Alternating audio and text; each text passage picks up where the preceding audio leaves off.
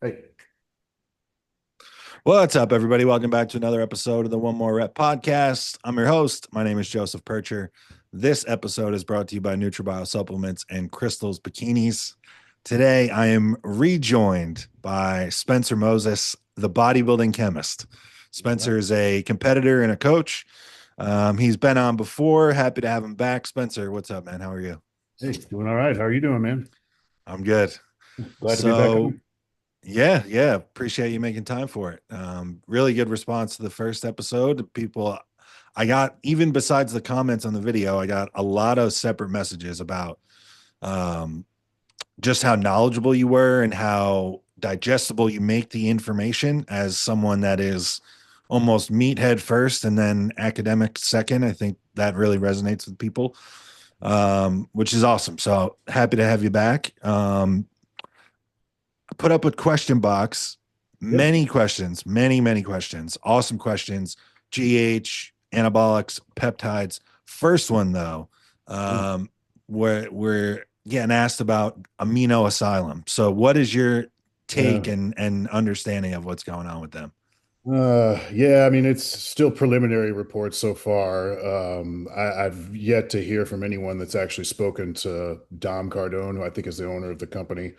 But it does appear that they have been shut down by the FDA. I've yet to see anything from the FDA or from too many other sources so far. I've just seen, a couple posts on social media and Reddit so far, but yeah, no communication from the company yet. But it does appear to be a little bit more than just a domain shutdown, which they've had a few of those in the past where they've, lost their payment processor or their domain host. So that's very unfortunate. It's a big loss for the industry for sure. It's not something that I think we wanted to see, but didn't come as too much of a shock to me because the FDA did announce, I think it was like 2 or 3 weeks ago, maybe a month ago, but they were going to start going after compounding pharmacies that were Oh, really? offering generic semaglutide, tirzepatide, and stuff like that. That was not branded under the, official Ozempic, Wegovy, or Zepbound pens that are the only ones technically authorized for sale in the United States.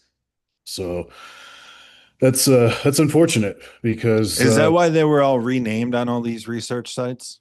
oh yeah, that's why none of them were using any of those brand name Yeah. drugs or any of the Like they're brand. all like GLP one, two, or three now, whether you get like Ozempic, tirzepatide, or retatrutide. Yeah.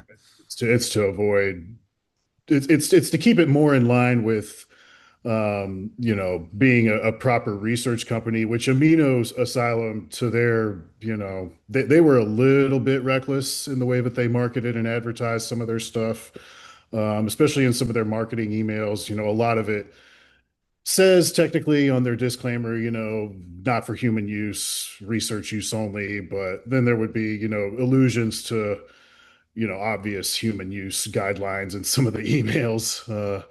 So it's hard to argue that they didn't know specifically that these compounds were, being sold for in vitro research, which is, I think, the only way that they can technically be sold as research chemicals is if you specify it's for in vitro use. So, Man, that's interesting that these GLP one drugs are making these companies or have the potential to make these pharmacy companies so much money. And you see it, you see the difference in, there'd be like the Monjarno or any of these like commercials.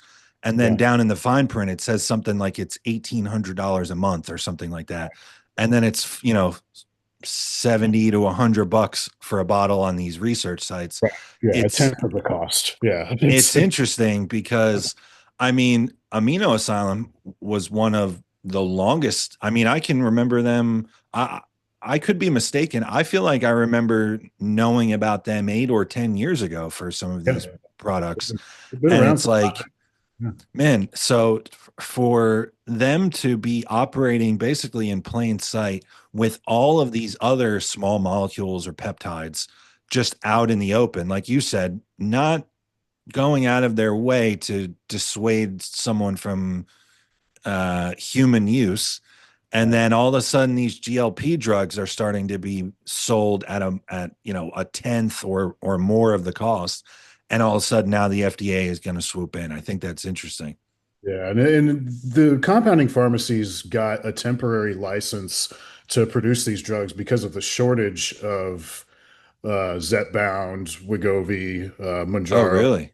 And the actual problem itself was not a shortage of the chemical itself, because obviously that was made available, to wholesalers and worldwide. But the issue was actually, for the most part, was the shortage of the pens itself, Mm, because they only approved these drugs to be sold in the form of these pens and not in the vials at first, right. which was a critical mistake on their part, because that limits the ability for these to be distributed. And then you had the supply chain crisis that complicated things, Tariffs. Yeah. tariffs. There were a number. Are all of these dry products, like whether it's pharmacy or otherwise, like who, regardless of who it ends up with, is it all coming from China?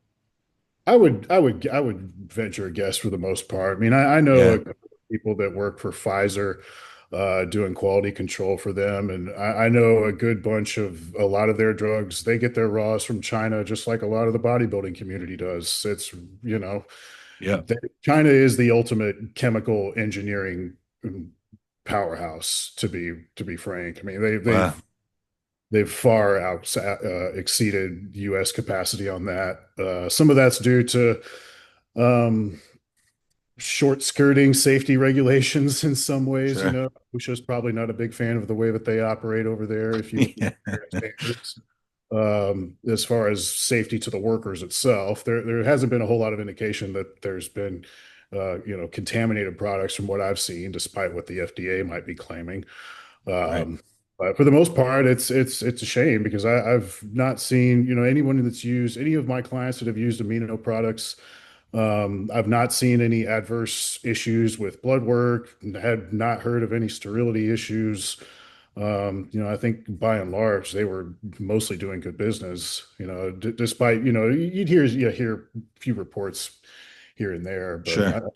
I think honestly, from, if you're there's a handful and like the industry, I think it feels like it's growing in terms of who's trustworthy in this space. But I think for the most part, these people that own these companies are so readily available, and having to basically, a lot of times the owners are almost like the face of the company, so they know they're going to have to answer for it. I think a lot of times they're all trying to do the right thing, and Yeah, whether or not the Jano report comes back at 100% is largely up to what they're getting, like just from yeah, China or whoever. for sure. Yeah, I mean, there's I not. didn't realize, not to name drop, I didn't realize that Dominic owned that company. I I'm knew that he was part of it. I didn't realize that. I think he's the main guy behind it. I could be very Mm, well mistaken, but that was what I've been led to believe. interesting. I've reached Interesting. out to a couple of people I know who are coached by him to see if they've heard from him yet, and I haven't gotten any responses yet. So Mm. to see if I mean, I think that lends further credibility to what I was just saying, that I'm sure even, you're going to get some discrepancies in the purity or the quality of these products. And I don't think, especially knowing that he's this big time prep coach that makes a living off of the results that his clients get, why would he be wanting to sell or promote products that aren't going to get his clients the results? exactly, yeah. You know, Word gets um, around too. If this it shit was does. for And he people, wouldn't have been, they wouldn't have been around as long as they've been. exactly. Yeah, yeah, Especially, I know so many people now that are proactively sending their own vials or batches off to for testing. I mean, I do it when I get generic GH in. I'll take one vial and send it off and see what the report is. It's interesting that you mentioned, like, knowing people that work for Pfizer or what have you, and that the raws are just coming from all the same places. I have some, not anything crazy, but some inside sources in terms of information like that as well. And from my understanding, in terms of like actual, 191 sequence GH, there's Mhm. only a handful of places in the world, like factories in the world, that make this stuff. Right. And very often, if you're getting good generics, it is coming from the same place that Yeah. Sorostem or any of the pharmacy, and it's like, the end of the batch, and they just put 10 pucks into a kit and sell it off because that's just what's left. Like, it's the same exact product. It almost, I don't know if you've seen this, not to get too far off topic, but the first time that I ever realized that something like that could even be feasible would be watching the show Ozark, where Mhm. they were, it was like a pharmaceutical company that was selling opiates, and like they couldn't get their raws from China like they normally did. And so they went to someone with a poppy field to make their, and it's like, man, like as long as this tests out, from their perspective in this fake show, their rep was like, look, this is shady, but as long as it comes back within the same testing standard as what ours usually does, like no one's going to know this is the same product. And I realize now, after having some people in different spots of, the pharmacy community or this industry, relating it back to that, that's exactly what's going on and why generic GH is so readily available at such a high quality now. It's kind of a golden era to be a bodybuilder, to be honest with Really you. is. Yeah, I mean, I remember my first kit of GH was generics, and it was fucking $500 back in the mid Yep. 2000s. That shit was crazy expensive back then when I first Yeah. started playing around with it. That, or Uh, I've paid $750 for a counterfeit box of Sorostem yeah, or yeah. Serostem, however you want to pronounce it. But I mean, it's like, man, like, for the cost and the difference, it's like, is this is this pharmacy GH 7 times as good as the result that I'm going to get from this generic? Absolutely not. I So think the why difference is it 7 times the cost?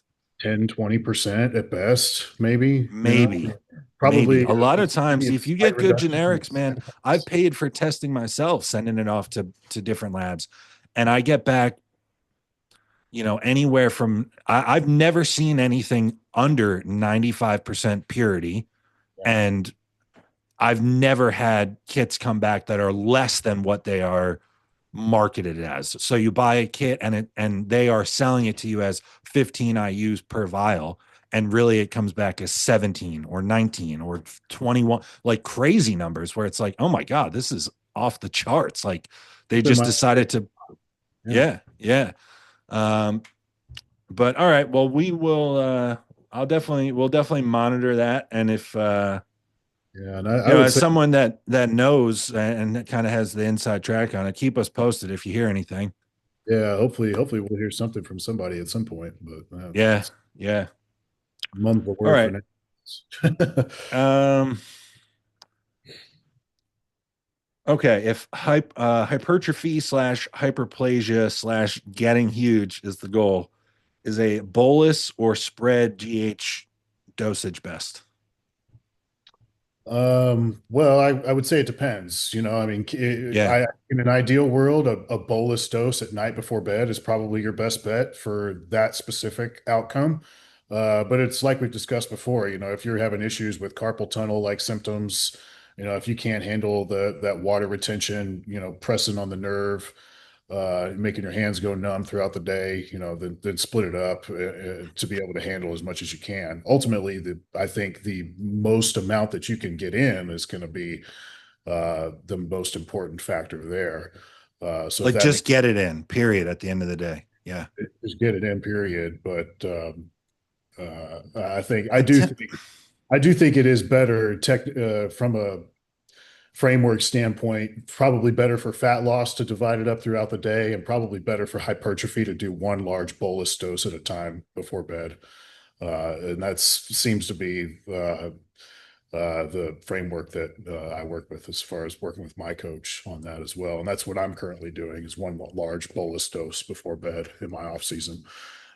that's the big difference in the 2 seasons that I've settled on as well. I think it does make quite a difference.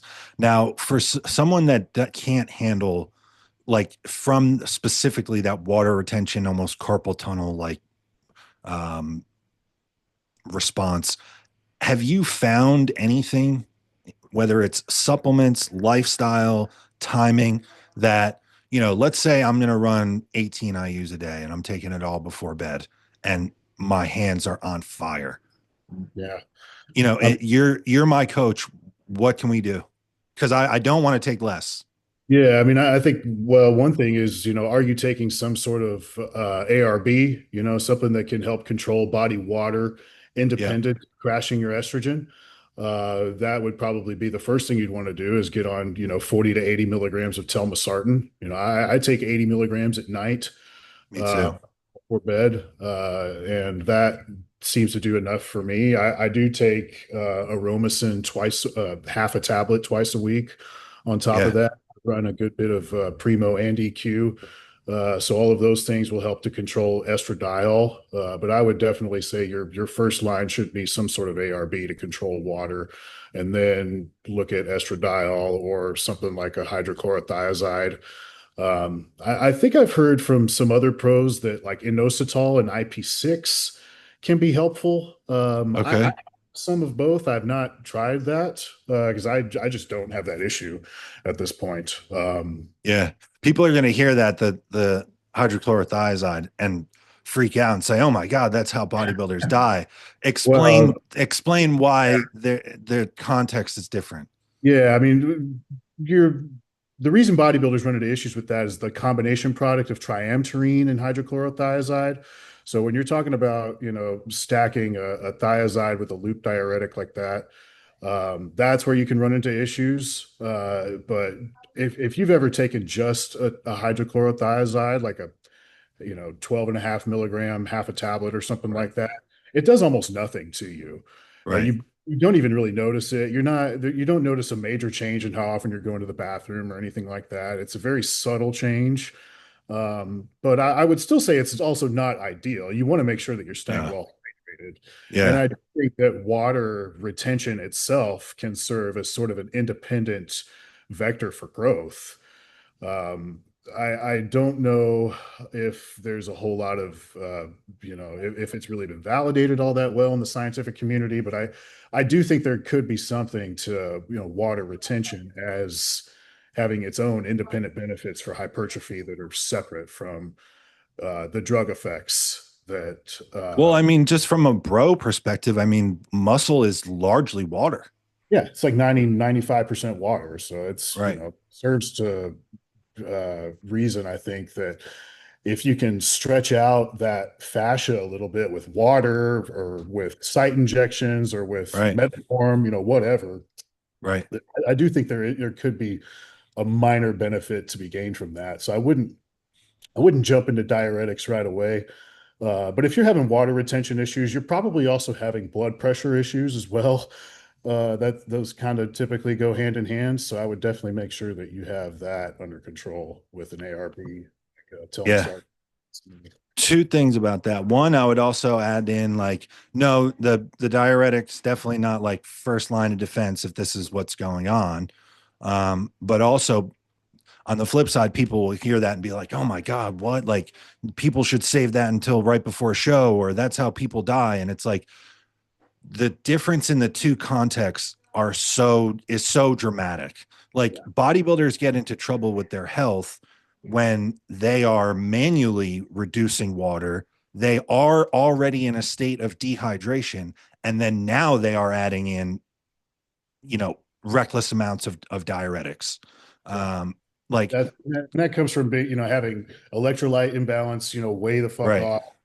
If you're in right. an off-season setting, you are probably not likely to have that issue You're at all. probably a lot closer to the um, target demographic that these drugs were created to help. Like Exactly. people are on diuretics for years. Like these are medicinal drugs that are created for these scenarios. Absolutely. Yeah. Um, and I'm then the other prescribed thing that I would I'm oh, go ahead. prescribed thiazide 25 Yeah, milligrams. I can just use intermittently as I choose if I need it. right, right. You I have a I big never day of take eating it. or something. Yeah, I mean, I never take it, but like if I'm on vacation or Yeah, something, right. if which hasn't happened in a while. I mean, I pretty much stay on plan like year round. I eat very, very clean, but if I Yeah, want to go on vacation, go on a cruise for a week or something, yeah, you bet I'm going to bring some hydrochlorothiazide with yeah. me. in case I run into a problem, I certainly don't want to be a bloated mess if I do happen to go crazy on, a high sodium meal or something like that. Right. You need to make sure that you're using these tools, appropriately. But, I would Yes. Yes. within the guidelines. Um, Now let me ask you too. So same scenario. I'm running 18 IUs before bed. Water retention and carpal tunnel's insane. You're my coach.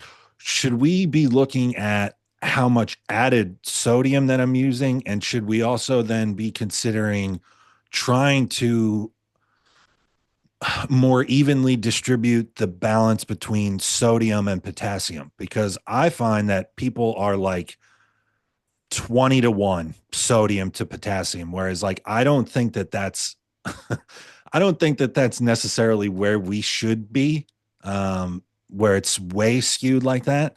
And also, I've never met someone that's like deficient in sodium. Yeah. So it's like very commonplace. Like everyone talks about for performance, and you're drinking a lot of water and you're a big muscular guy, you should be salting all your meals. And I am an advocate of this. I do this myself. But I'm wondering, I've been in this situation where I've had, the crazy carpal tunnel from trying to use higher GH. And Yeah. I'm thinking ahead and, for the next time that I try to do that in an off season when my body weight is up, is that a viable thing where maybe now I replace some of my actual salt with like a new salt, which is just potassium? Yeah, I think that's certainly an option. I also think, just making sure that the base of your diet from a micronutrient perspective, where you're getting in like a good variety of vegetables that are high in Mm, not only potassium, but also magnesium will help to yes. control as well. High magnesium foods will help to reduce blood pressure. That's basically, if you've ever, I don't know if you've ever read, Stan Efferding's The Vertical Diet, but that's like the base of his like high blood pressure quick fix kit that he's Yep. put out for a while. And I've found that to be helpful when I was coaching myself, and I use that to help pull some levers to control my own water retention before I started working with a coach. But I think if you're doing that, I would definitely say take a look at Stan Efferding's vertical diet and make sure that you're covering your bases from a micronutrient perspective. But I would also say this because I do think if I were to guess at the demographic of that watches your show, that probably about 50% of the people watching this are not actively coached by anybody. And I Right. think that probably is probably going to be the major factor that most of them are missing the mark on because it doesn't make any sense to be, super precise with your dosing on all of these different anabolics and supplements and Getting blood like work and all this that, other stuff. getting Yeah. blood work, all that, being all worried about your hormones when you're firing from the hip when it comes to nutrition. And I think Right.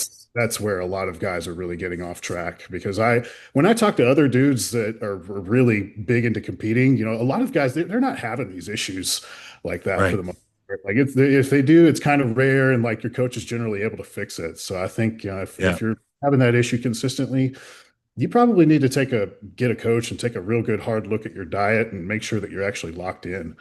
And I think that's where most people are missing the mark. Now, But let me ask you about magnesium since you brought it up. yeah, Um, do you feel like that is something that's just way overlooked as bodybuilders, especially as enhanced bodybuilders? And is there anything to the idea that androgen use in the way that a competitor, we would probably describe it, if we're being honest, as abuse of androgens? Um, does that make us more likely to be deficient in magnesium if we're not thoughtfully yeah. supplementing or adding it back in? I don't know if it's directly a consequence of the drug itself, but it's more so a consequence of just the very high amount of activity that the drugs allow you to do. So Right. athletes in particular are like Training hard. Yeah. crazy high likely to be deficient in magnesium. And that's above just general population, which at least I think like 60 or 70% are deficient. Oh, So wow. people don't even fix it before they get into, a huge athletic endeavor. And so then you're just compiling that deficit, compounding the problem of that deficit even further by trying to add a whole bunch of activity on top of it. I personally I take 600 milligrams of magnesium glycinate at night before bed right now. And most of the vegetables I eat are pretty high in magnesium throughout the day.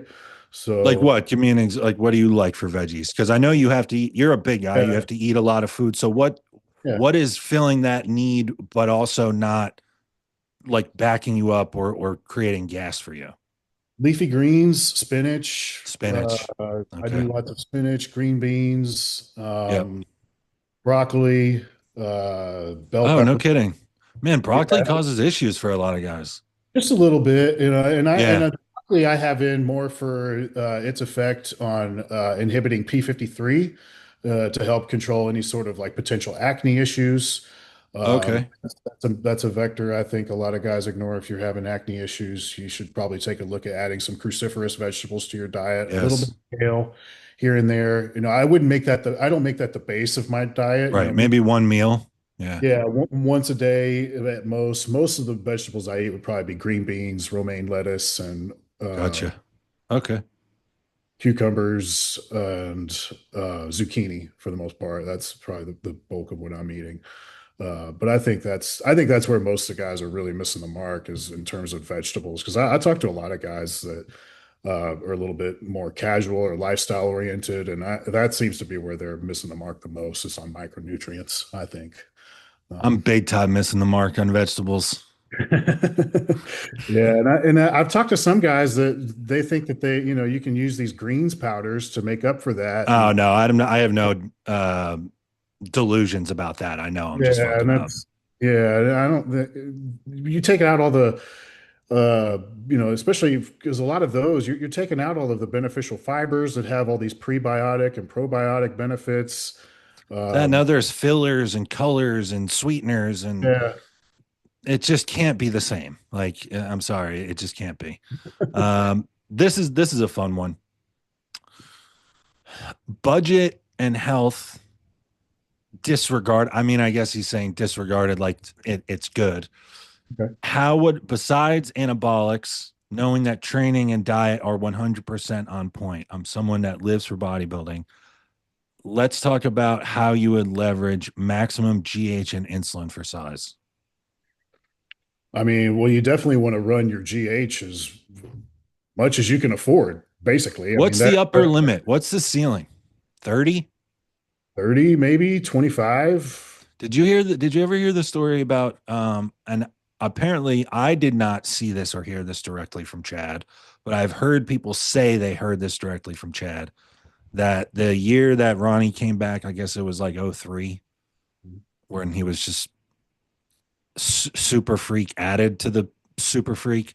Um, that off season, he did 54 IUs a day, I met Ronnie around that time. which I guess is what three Wouldn't necessarily Serostim surprise. vials a day. Yeah, that wouldn't necessarily surprise me to hear that. But Fuck, that just sounds like a whole fuck of a lot of GH to me. I don't know if I would ever go that high. fucking Christ, man. Yeah, That's sure. Yeah. I mean, that's you'd have to use a good bit of insulin to right. handle all the carbs he ate because he ate what 1,000 grams of carbs a day, I think was his pretty standard for him. I So also wonder though, like he trained like such an animal, like yeah, so yeah. different than anything that we've ever seen in terms And of how he trained, workload and like intensity and volume. Like the ability for his training alone to create yeah, insulin sensitivity and demand for food is just like off the charts. yeah. And he was obviously, a unique genetic specimen in that Right. regard. He Right. also One of trained one. a lot differently in reality than He how did. he did Yes. in a lot of those Yes. promotional videos. They did all that shit to kind of show off and Of promote course. their own brand because they were trying to sell. That's how they made money was off of merch. Yes. Merch and endorsements, but And mostly, DVDs. yeah, those DVDs they made a fuck ton of money off of Yeah, those. they did. That was a lot of the promotion and not necessarily indicative of how they trained most of the time. Because I saw Yes. some of his training in person uh, back around then, and it was not necessarily the same as the 2 rep squats that he was doing. Right. Right. It was probably a lot more high, like higher volume, I would assume, Yeah. right? Yeah. Still Yeah. absurd. I mean, he was absurdly strong. Don't Of it was course. still impressive to watch, but he was not doing that all the time. Uh, Yeah. but, So GH just as much basically as you can afford. Yeah, and And then I had this conversation with someone the other day. Um, someone had asked like, oh, what does the if I'm taking 4 IUs a day, does the timing of it matter? And I replied and I said, man, I don't think even taking 4 I like in healthy adults and especially like young adults or teenagers, 4 might just be therapeutic. yeah, Like you are not seeing bodybuilding results from no, 4, maybe even 5. Like no. to me, I think bodybuilding and hyperplasia starts at 6. Like rapid body composition changes. I think it starts at 6. Um, I would agree with so that. I would say, you definitely need okay, to be checking your blood sugar, several times a week and making sure that yes, you're adjusting your insulin dose appropriately to make sure that that's not getting too out of hand for your fasted blood sugar reading in the morning. right. And I would Especially say, if you're taking that bolus before bed, because then you're most likely to wake up with it high. So then, in that case, let's say I'm GH maxing, as the kids say, right? Like let's say I'm taking let's say I'm taking 24 IUs before bed, right? Like my health is great. My blood pressure is controlled. My budget's not an issue. I train like an animal. I'm on my diet all year. I do cardio. I do steps. I'm taking 24 IUs a day before bed every day. Um, how are you leveraging insulin? I know that it's based on need, but yeah. let's say like, how, because people talk about Lantus, people talk about Humalog. Mhm. Where do you see both of them fitting in? Well, I mean, I think they both can work equally fine. I've used Humulin Sure. R and Lantus, and I really can't tell too big of a difference between them. It's just a Oh, matter. really? Yeah, I mean, I would say it really just boils down to, how often do you really want to stick yourself? Right. I find Lantus to be more convenient because it's just a one Easy. shot, no big deal, easy. I don't have any issues with that. I like that a little bit better than Humulin R personally, just from a And do you convenient. like that? Sorry to cut you off. Do you like that before bed? I do mine in the morning with meal one. Okay. Yeah, and Why the difference? Because to me, I'm thinking about it. I've done this with myself and with clients. Like, okay, we are going to do this bolus GH before bed. Mhm. It makes sense to me. It's obviously safe. An okay time to do it. Mhm. The Lantus before bed would cover this, crazy bolus of GH. It would probably prevent any type of sleep disruption because of that peak in IGF during your sleep. And then you will wake up with if you're taking enough, if you're taking an appropriate amount, you should wake up with a good fasted reading. Yeah. I mean, I from my own use, that's just the way that I was instructed to do it. So that's just the way that Okay. I do it. I think Okay. I think his general framework around that has been to drive more muscle fullness before I start training. So I that's why we do gotcha. that with meal one. But I don't technically have a need to be using any insulin at any point. I mean, anytime I've never had a glucose reading above 97 or so, and he's given me What? 8 as the firm cutoff. Yeah, I mean, and I've cranked my GH up to 24 a day, and Yeah. had it's really, really high. And I think maybe after like a year of doing that, I started. I mean, I didn't spend a whole year running 24, but I got up to that dose in my How previous. long? How long on 24 though? How long did you give that a run? I want to say a good like 2 or 3 months. Oh Um, wow. Okay. And and still at the end of that, no I would glucose say at the issues. end of that, I was doing that and roughly like 700 to 1,000 Tons carbs of a day. carbs. And at that Yeah. point, at the end of that, I started having some minor insulin Sure. resistance issues, but they were still very minor, and it was reversed and corrected within like 2 weeks of taking 500 milligrams of metformin a day. Yep. So it wasn't anything that was like super severe, and that was at the tail end of probably a 2 years of running 12 a day. So Nice. I would say, just because that's the standard protocol doesn't necessarily mean you need to use it, but I do think that having that extra insulin in there does drive some fullness that, can certainly be beneficial while you're training, and especially in certain scenarios, like in a cruise phase. I think it's good to have some insulin in there, so just to kind of help get you through, since you don't have quite the same, androgen load to drive progress with your workouts. That was a question that we got asked during a cruise. Is there any reason to multiple questions came in. Yeah. One is along the lines of like, is there any reason to lower it during the year in terms of GH? And Okay. then another separate question came in, like during a cruise period specifically, what, where, how far down are you bringing GH from what peak cycle might be? Sorry, your thing cut off there for a second. What was that first question again? So the first one, so it's basically just it's the same question. Like, is there any reason to lower it during the year?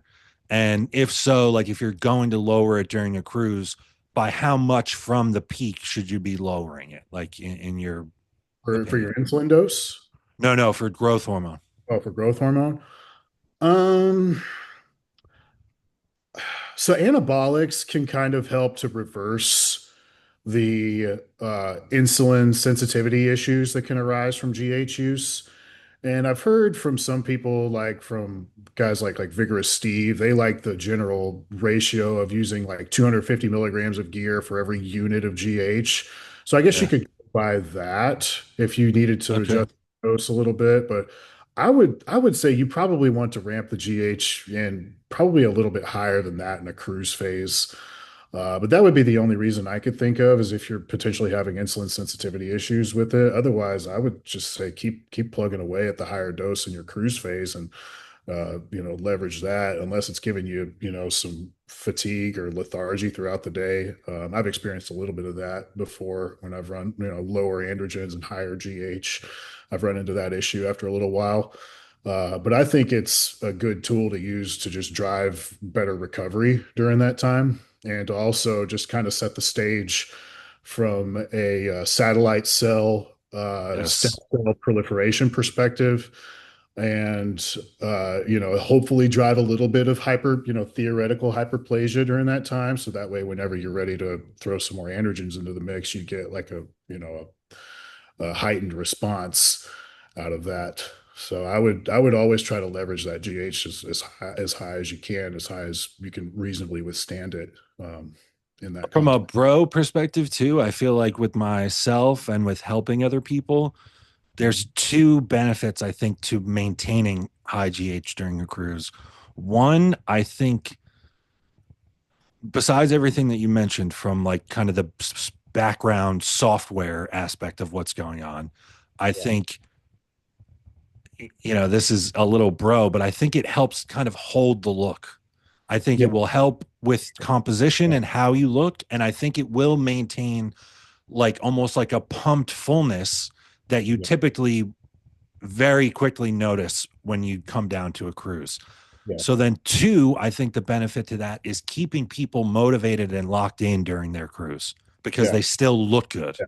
Right. Yeah. And there's probably a good argument to make for the psychological benefit of that, as far as like just keeping your morale up, because it's easy to kind of Right. let your training intensity and morale, dip down a bit whenever you're in your cruise phase, because you're just not You're strong. just smaller and softer. Yeah, you're smaller. Your workouts aren't like super entertaining. You're not getting any Right. like a huge rush of dopamine or anything like that from smashing big PRs or anything. So, I think there's pretty good argument for that.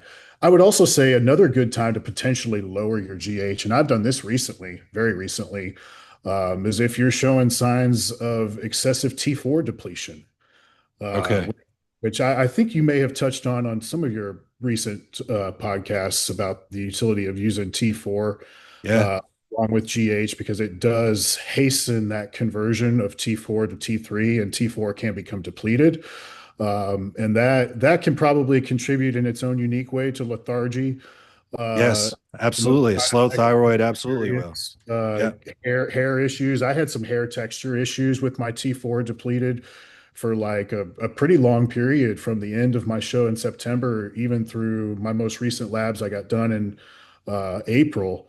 My T4 was still below reference range. So we lowered my GH dose, cut it down by like a good 30, 40%. And, now I've got 50 micrograms of T4 that I'm taking in the morning prior to meals. Yeah. And I've noticed a pretty good improvement in my overall energy level since doing that. So hopefully, next round of labs I get, that'll, hopefully T4 will be back in range and I'll be able to, crank the GH up a little bit higher again. So I think that's another thing to keep in mind is, that T4 can affect your thyroid system after years and years and years of use. Yeah. Uh, One telltale sign for me was just noticing that my hair texture had kind of gone to shit. And I Man, you think that, still have an awesome head of hair though. How old are you? yeah, 35. I seem to have kind of God won the genetic damn. lottery in terms of hair thickness and fullness. I Christ. only have a pretty minor amount of temporal recession, despite, being on grams of shit for a good while. And, yeah, some, My hair didn't look like that at 25, bro. yeah, I'm happy with that. I probably will need to get a hair transplant at some point in the next like 5 to 10 years. Will you But do it? You'll do one? yeah, I'll go do it. Yeah, I'll go over to Turkey and get it You done. know what? If I had hair like that, I'd want to do anything to hang on to it too. Fuck, you Yeah. look like Clark Kent with that hair.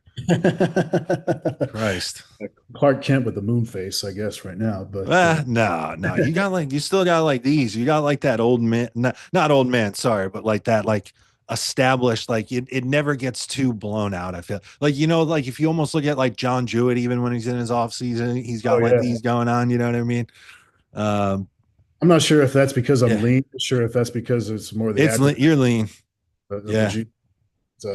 I did hit a recent high weight recently for my off season at 263 this morning, so uh, nice. feeling pretty beefy at the moment. But Yeah. yeah, and another thing. I'm gonna guess by that. I'm gonna guess by that head of hair that you're not an off-season Masteron user. No, no, but I've been pretty heavy on the primo, which is not Yeah, necessarily safe either. I mean, most of yeah. my off season has been to run like 875 tests, 700 primo. I've Okay, got it lowered a little bit right now. I think at like 400, 500 primo, 500 EQ with the same amount of test. Uh, okay. I like that. uh, yeah, so How much that's DH? 7 at the moment. Okay, Down from 12 where I'd been at for pretty much the whole time for the last like year and a half. So I'm not necessarily enjoying that in yeah. terms, I can feel it a little bit in terms of recovery. I'm hoping that it won't be long for these, T4 levels to stabilize and I'll be able to crank that back up again. But T4 is important. The presence of it is important for the anagen phase of growth in the hair follicle. So if you start to see some, excessive hair loss that, seems to be unrelated to the amount of compounds you're using, it may not be, due to DHTs. It may be due to T4 depletion. So it's So what you're definitely telling me is from being on T4, I'm gonna get my hair back. maybe, yeah. I don't know. Very, I very think recent that's a will lost celebrate cause. loss. That Hopefully. might be a lost cause. Yeah. Um, okay, let me see what else we got here.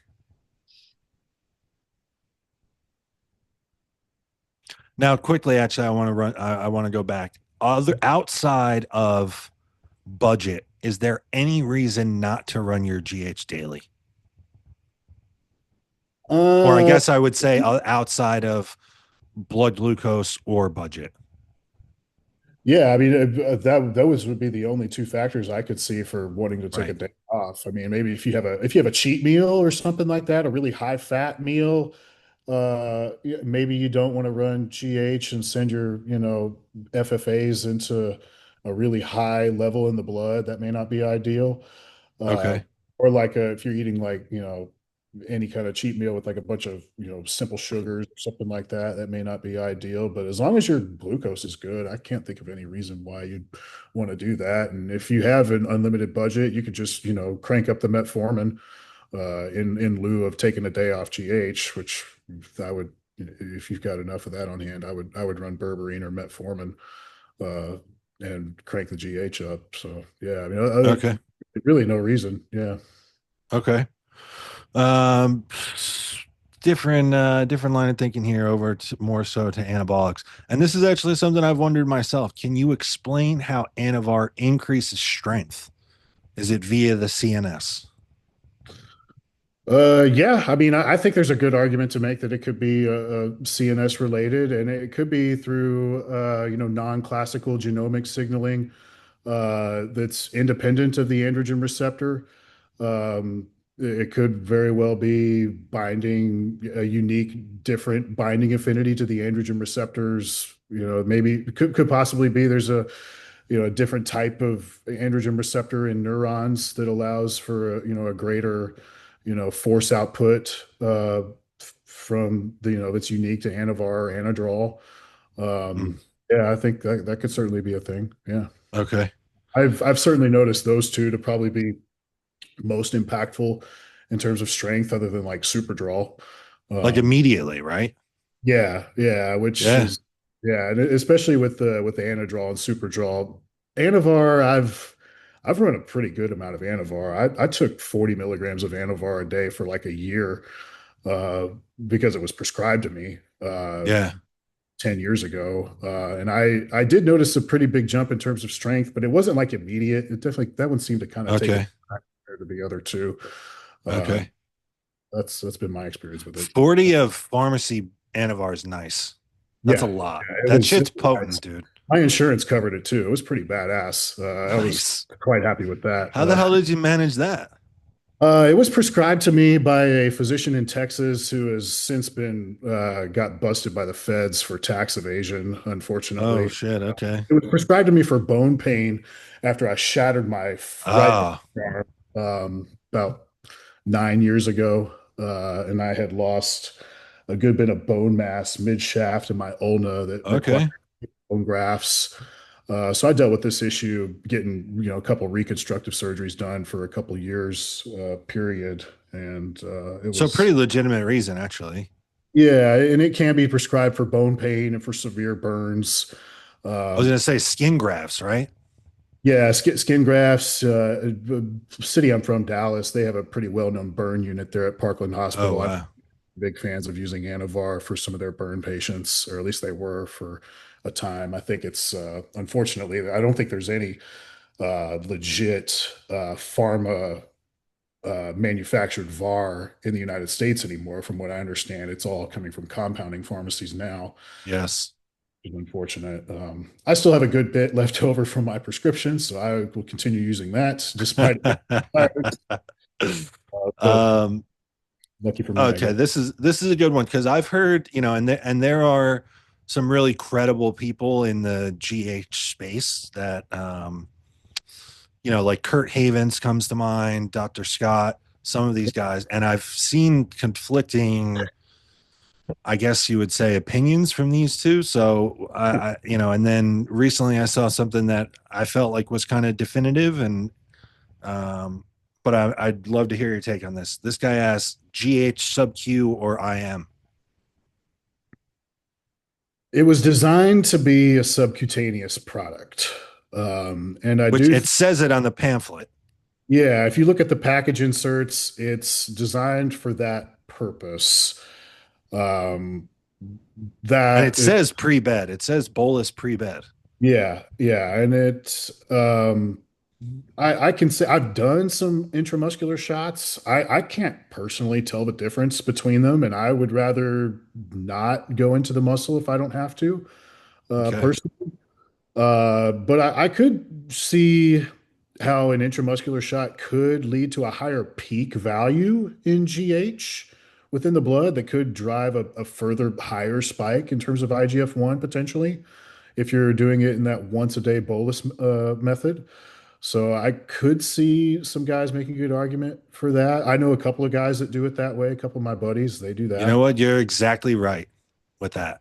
I had always just done it sub Q. Yeah. And even Kurt Havens puts out a lot of good information. I believe he even put out an ebook on very comprehensive ebook on it. Yeah. And in that, he had talked about the fact that it was created to be done sub Q. It wasn't meant to, if from what he was saying, it wasn't meant to basically like permeate through muscle tissue. Yeah. So by his, I guess, theory, he felt like you might lose 10 to 20% of the hormone because of that.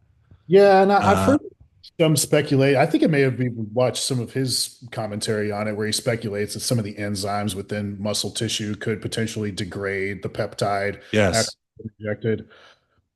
So he said this, and I don't then know if I put much stock in that, but certainly could be possible. I mean, especially if there's such a broad variety in, salinity and, any of the stabilizing components like mannitol that may or may not be right, present in one brand to underground another. GH versus, Yes. branded pharmacy GH. Maybe that makes a difference. Uh, So I best thing to do recent. would just be to get labs and see what it does. I mean, that's really, It's yeah, tough to. It would be kind of tough to time, but so Kurt said a lot of this on the Think Big channel, yeah. and then they had Dr. Scott on recently, Mm. and Dr. Scott came strapped with the data. I He think I came saw with, this episode. Yeah, man. yeah. So he from my perspective and for how gray and ever changing science is, especially in demographics and drug use like ours, it's always changing. This was as close to irrefutable, in my opinion, as you could get. It Yeah. showed that the timing was very, very similar. It's not like it's a higher peak, but it's shorter. The entire wave is nearly identical to sub Q, and the peak is 4 to 5 times higher Yeah. intramuscular. So, I should and switch. that was done on a study or multiple studies across both genders Yeah. with 2 shots a day. Mm. So by your point, it would make sense then that if you're doing a bolus, it would that peak might even be higher than that. Because twice a day, you're basically only doing half of a dose twice. So since then, I have just basically run a little personal experiment, and I'm on a lot of shit and I got a lot of stuff going on, but I have only done sub Q or Mm. sorry. I have only done intramuscular since then. Yeah. Um, I don't know that I can notice much difference other than I only do it in my delts, and they are noticeably fuller, even on very low food, pretty high output. Um, so it's interesting. I also seem I am splitting the dose. I'm doing 15 IUs. I'm doing that 5 IUs 3 times a day, Yeah. and I did this the entire prep. Um, and I had only been doing it sub Q. Mm. Now, the past month or so, I'm obviously the leanest I've been throughout the entire prep, presumably holding less body water than I would have been earlier. And I notice that I get the carpal tunnel before bed on the same dosage now. I am, Interesting. which is but you know, I'm that's all I can give I you would is say that's my I would say that's remarkable considering you've been in a right, deficit for a while, and that should right, be you should theoretically have less water retention issues in a deficit compared to exactly, bulk. So, uh, exactly. yeah, I would also That was say my thought. Yeah, I would also say it's notable that, in the package insert itself, GH is the only drug I'm aware of that causes other than that, maybe possibly the AOD 9604 you mentioned, GH is the only drug I've seen that can cause a localized fat loss effect at the site where it's injected. Yes. And I've noticed this if I don't rotate my injection sites. I remember the first time I started using it, I just aimed for the same spot for a while, and I kind of noticed Yeah. a it after a while Yes. when I was a little bit fatter, especially. And so since then, I specifically go to the rear flank area just to help give myself a better V taper. And that's just genetically where I have a harder time getting fat off. Sure. So I personally go to that spot just to try to leverage lower body fat throughout the off season and give myself a better, tapered look because I do think that that seems to be a problem area for myself and several other people who've ever been like really Most obese. guys. Yeah. Yeah, yeah. I mean, I used to be close to like 280 pounds at like 35% body fat, and that was only like Whoa. 7 years ago. Whoa. I was following after I broke my arm. I kept eating like a power builder and not necessarily training like one because I couldn't. Wow. So that was rather unfortunate. I was in grad And you school. got that fat just from like bodybuilding food, or did you go off the rails with your diet? I was kind of off the rails with my diet at the time. Okay. I was in Okay. grad school, so I was my primary focus at that point was just like, get through school and, take some time off of training to let the bone heal and to hopefully, let these grafts go to work because your pool of stem cells in your body is finite. So if you're, trying to recover, a traumatic loss of bone mass where you're having, multiple bone grafts done, along with training on top of that, your body's gonna got to pick one or the other for where it's going to send its available pool of stem cells. So unfortunately, I was instructed to take time off of training entirely just to let the bone heal. And it was not great for body composition, unfortunately for me. If I'd have been working with a coach, I'm sure definitely could have been executed better. But I just had Sure. to. That was an academic season of life for me, and so to Sure. speak, rather than, being bodybuilding focused. Helped Um, set up the rest of your life. Like bodybuilding is always there. If you've, yeah, as you've proven, you've been yeah. able to come back to it.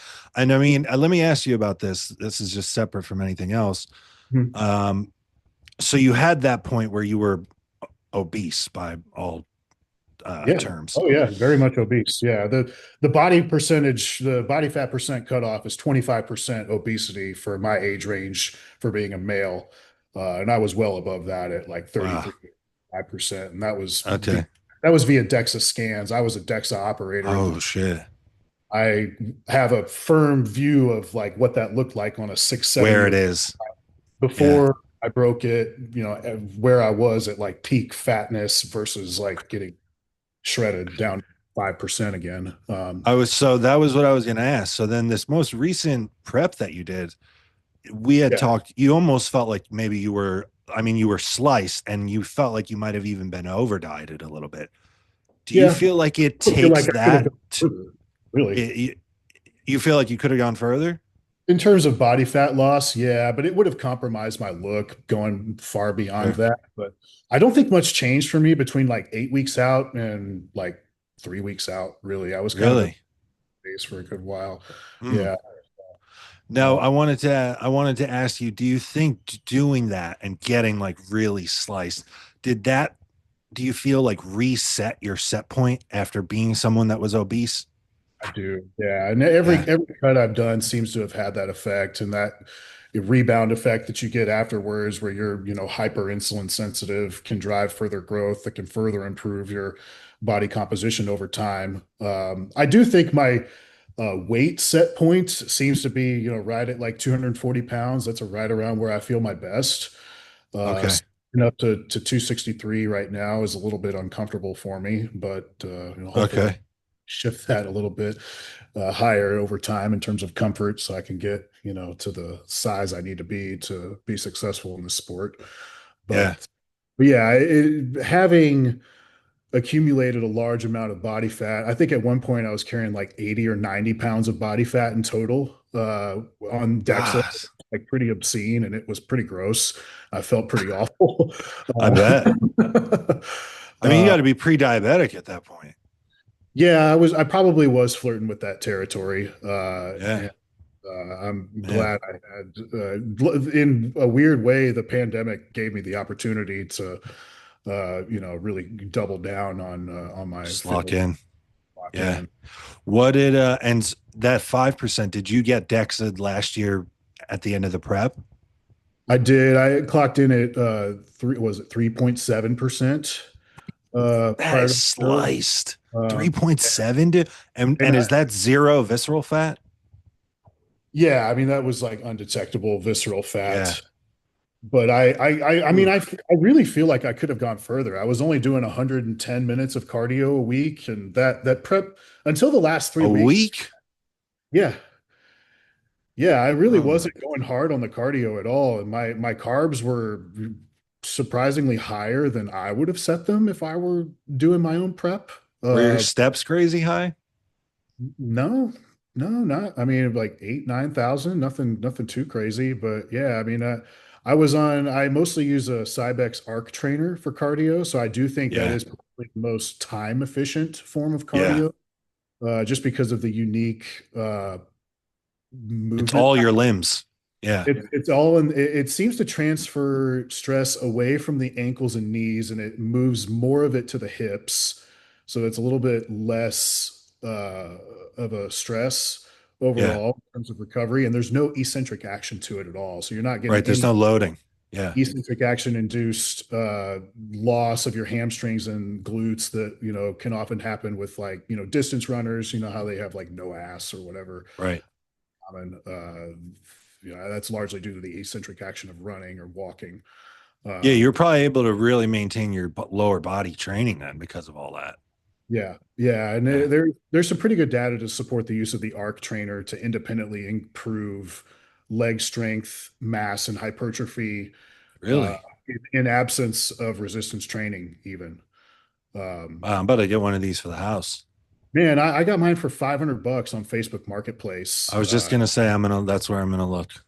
Yeah, and if you look online, you find a refurbished one, they can get up to like, four grand in some Yeah. cases, but people Yeah. have them.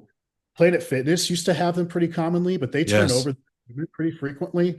Yeah. So you can find a lot of them on some of these liquidation sales I'm gonna that are, look. yeah, I would highly encourage it. All right, man. Last question. And I kind of I'm molding a couple questions in. Last time we talked, I know you said that you had still not necessarily experimented with any of these, but a handful of people asked about fat loss peptides. One guy asked about like what the ultimate fat loss stack would be for peptides. So let's say you were, someone came to you, they're in a contest prep. Um, let's say they're like inside of 8 weeks out, Yeah. and they're willing to be a guinea pig.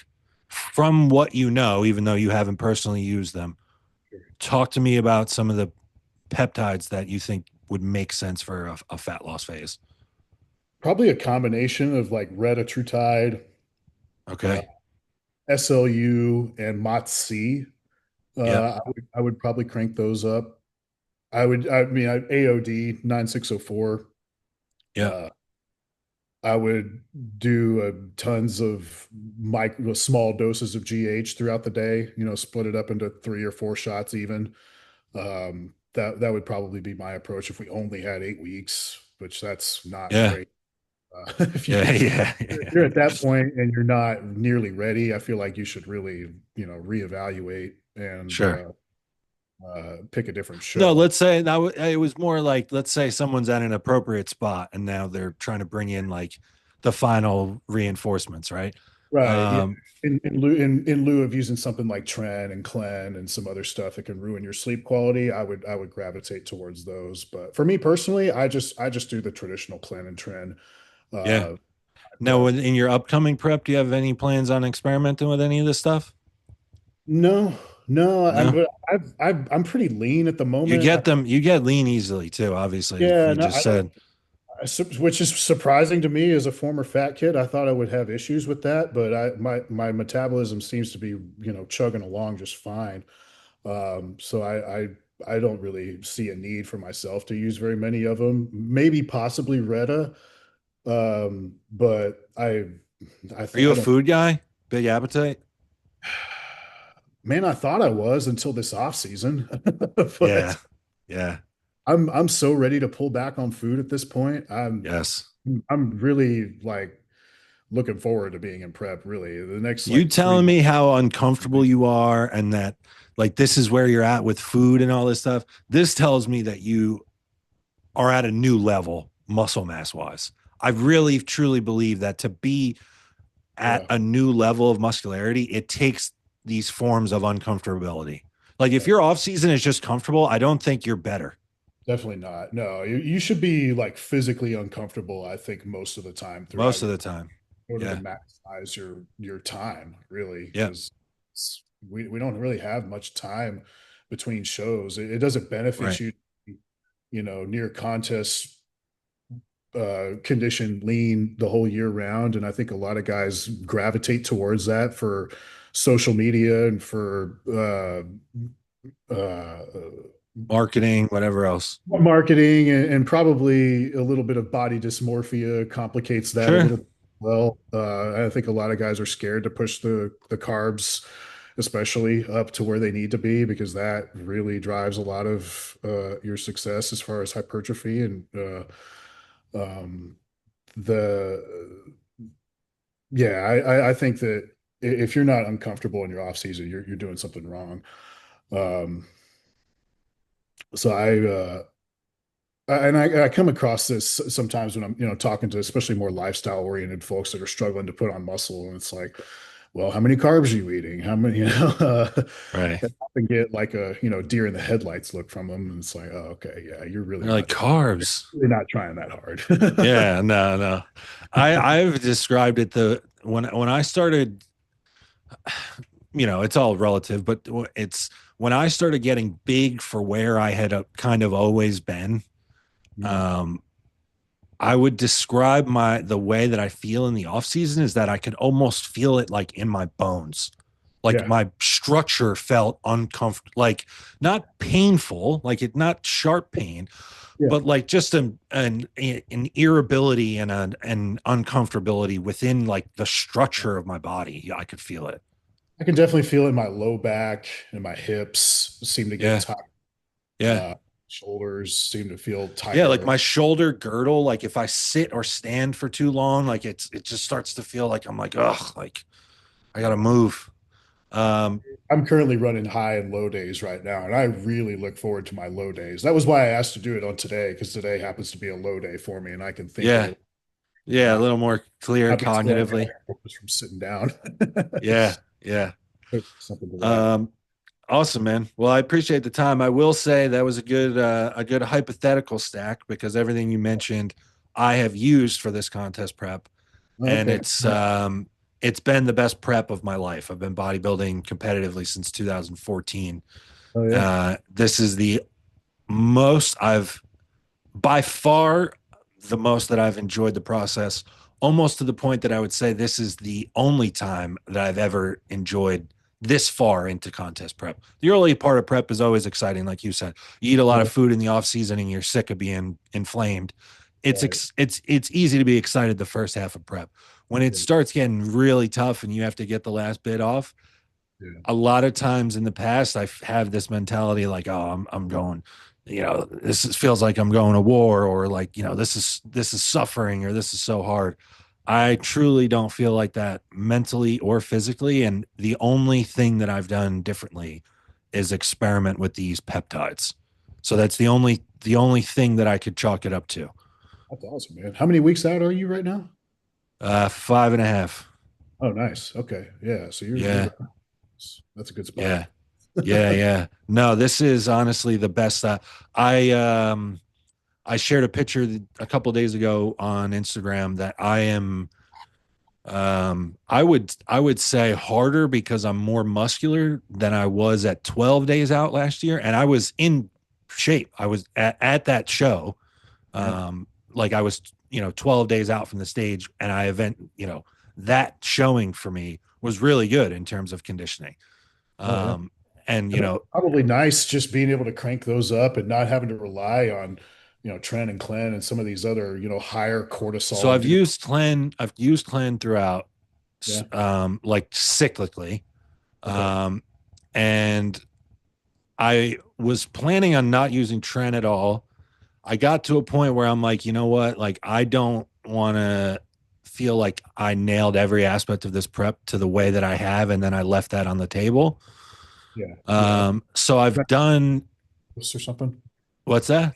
Like a low dose of the Tren or something. Yeah, yeah, yeah. So I've done I for a few handful of weeks I started with 5 milligrams a day, Okay. Yeah. and I started using like a prescription sleep aid. I started using trazodone, Okay. Nice. um, and it's been good. So I brought it up to 10 milligrams a day. So I'm using 70 milligrams a week, Right on. which Yeah. I've never gone below 300 a week. Yeah. Yeah. I think in my last prep, my prep, I did like 220, 225 or something like that was the most I got up to. Yeah. But I think the next time and I think we started at I think we started at around 10 milligrams a day, but I think I'll Who's your probably, coach, Tuttle? Yeah, Chris Tuttle. I Yeah. think I'll probably ask him to start me a bit lower even because I feel like I can leverage a lot of those uh, feed efficiency inducing effects at like a fairly lower dose and not be crushed by the side effects as early on. If I start lower, Yes. slowly ramp up. Uh, I'll say it's a low dose, obviously, but I also think like so I started at 5 milligrams a day and I noticed a benefit. It was yeah, mild, but I saw it on my physique and I felt it when I was training. yeah, Zero side effects. yeah, And then going to 10, more dramatic response in terms of the physique and the training, still no negatives. And I am wondering nice. if it was because it was a little more gradual instead of just starting at 10. Yeah. It's almost like I've heard guys talk about this with GH and that carpal like if you go from 4 and then you decide you're going to run 18 a day, Oh you're going to yeah, run into issues.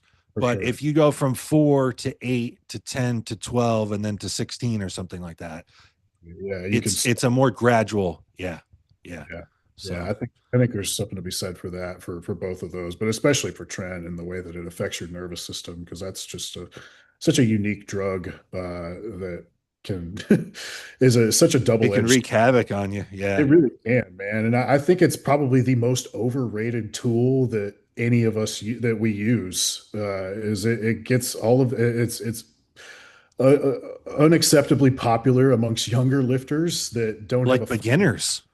yeah, yeah, and I've had some guys come to me that are blasting, 700 milligrams a week, and it's their first fucking cycle, and I'm just like, what the fuck are you doing here, man? Like, it's like, Or there's people that want to ask you, like lifestyle people, and they start and they're like, well, what do you think about Clen and Trend? And it's like, do you have a food scale? right, yeah, exactly, yeah, How do yeah, you even know what this is? right, yeah, yeah. Those are certainly things that need to be They addressed. are. They're over. I think it's overhyped. And Yeah, seeing now, like, that there are benefits to be had at such minimal doses, it yeah, makes me realize how wild bodybuilders are with the dosing. Because, like, I mean, I got this idea because I do watch Vigorous Steve, I watch Dr. Dean, and they've cited studies where, they're talking about or examples of like, a 1,200 pound cattle is getting 200 milligrams every 10 days. yeah, And it's like, and so a 200-pound bodybuilder is going to use 100 milligrams per day. yeah, yeah, What are we doing? What and are we doing? I wish I had come across some of that data because I've Oh, run me as too. high I did it. I've run as high as 700 before Me when I was too. myself several years ago, Me and it too. was certainly effective, but I had a ton of side effects. I'd sweat like Yes. hell, could barely sleep, and I had terrible insomnia and anxiety issues, and had a really short temper. I remember one Right. time. Crazy irritability, right? Yeah, I Like remember just one time. impatience. Yeah, I remember one time sitting in class in the middle of, I think it was a calculus class, and I was just like unreasonably pissed off at the instructor just for no reason at all. Yeah. Just, looking back on, a couple hours later, I look back on, it, I was like, man, that made no fucking sense. Like, why was I so Yeah. upset? I can tell you, so those are all, telltale signs that I've gotten. I brought the trazodone in just to make sure that there would be no sleep issues. So, and even I started noticing a need probably for some type of sleep aid even before I put 5 milligrams of Tren in at all. Like I just was getting lean, you know what I mean? Um, but so I have the trazodone to help with the sleep issue.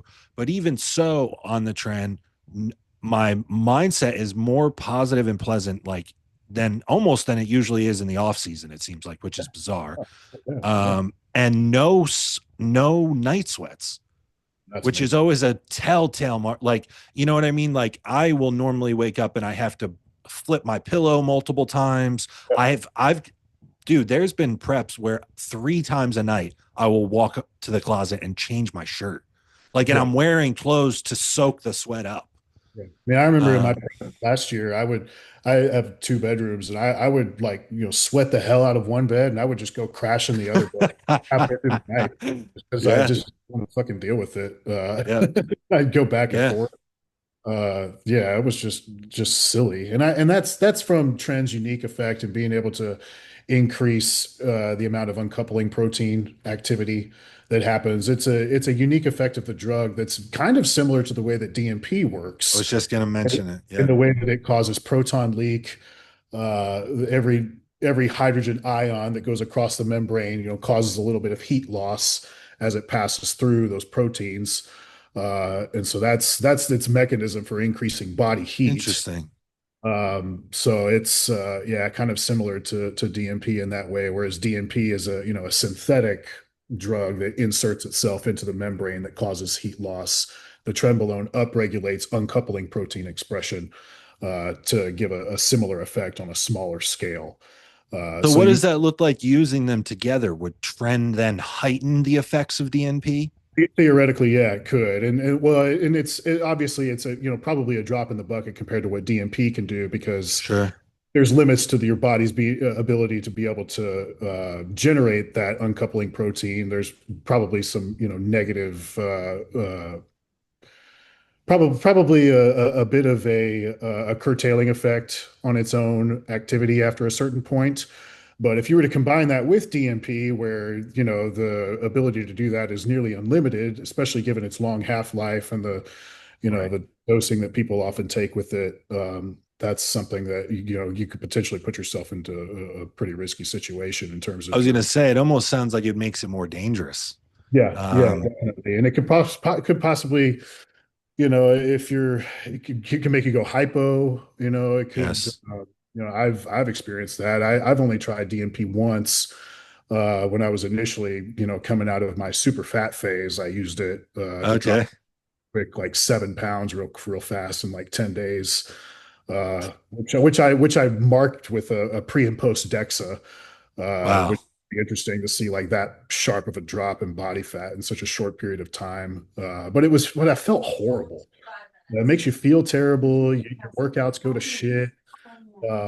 It's not an enjoyable experience to be on, and I don't think I don't recommend it to anybody. No. Uh, any of my clients. I've heard of like some IFBB pros using it as like a quick recomp. Uh, Okay. and I guess in that context, I could see where it may have some utility. But I don't think anyone's bringing their best look using very large amounts of that for sure. And it's definitely not No. Gen Pop to use. So, No, and especially like in terms of like a bodybuilding prep, like thinking about when someone might use it at the end. Like if you're behind at 3 or 4 weeks out or something, and then you have to bring that in, one, you've already missed the boat because if you're not like damn near ready at 3 or 4 weeks out, you are not. When you're still chasing at that point, it's not going to be your best look. And then also, from what I understand, it just completely strips you of your ability to train hard. Which, so if your training sucks and you're rapidly losing body weight, yeah. you are going to look smaller. You're going to be smaller. Yeah, So yeah. You're taking on a ton of toxicity. Your cortisol is going to spike. I mean, it's you're just not going to not. be able to sleep. It's going to Yeah, be you're not going to have the best miserable. using No, that. It's no. yeah, definitely something that should be shelved for most people. Yeah. Um, you know what? Next time I have you on, then, because this is very interesting to me, I'd like to discuss BAM 15 because it's similar. Let's Yep. not get into it though. It's been well over an hour. I appreciate it. This has been awesome. Love to have you back on. Yeah. For everybody listening, let us know what you think. Because I'd love to have Spencer on as more of like a recurring guest or like a more recurring segment. Because just based on the amount of questions that we got, people are very, very interested in your perspective and your knowledge. So, um, man, I appreciate it. Is there anything that you want to plug or anything you want to drop in? Well, I have nothing to plug now with the asylum dropping off, but I guess I could direct people to my Instagram page. Give me a follow at Bodybuilding Chemist. I'll be that's where I'm most active, and you can reach me there directly if you have some questions. We could even discuss some of them on the show as well. So. Awesome. All right. Well, for Spencer Moses, I'm Joseph Percher. This was the One More Rep podcast. And until next time, guys, we are out.